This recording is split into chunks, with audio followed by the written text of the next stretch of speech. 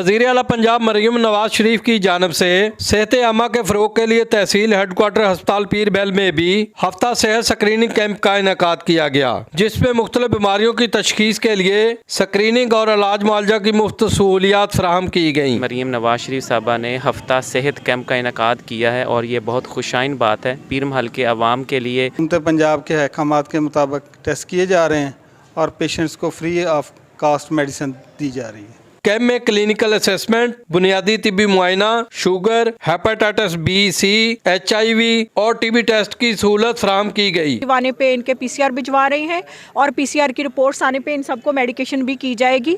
हुकूमत ने health camp का इनेकाद किया 3 दिन के लिए, जो बड़ा अच्छा इकदाम है। इसमें हम लोगों का अल्ट्रासाउंड कर रहे हैं और फ्री चेक कर रहे हैं और उनको सब गाइडलाइंस प्रोवाइड कर रहे हैं। एक ही जगह पर टेस्ट, काउंसलिंग और इलाज मुआवजा की सहूलियात को शहरियों ने खूब सराहा। बाहर जो टेस्ट हो रहे हैं वो ज़्यादा कॉस्टली हैं, महंगे हैं और इधर मेरे हर टेस्ट फ्री हुआ है। माशाल्लाह बहुत अच्छा इंतज़ाम किया इन्होंने और बहुत ज़बरदस्त तरीके से लोगों को कर रहा है, चेकअप कर रहे हैं, सब बहुत ज़बरदस्त तरीका है।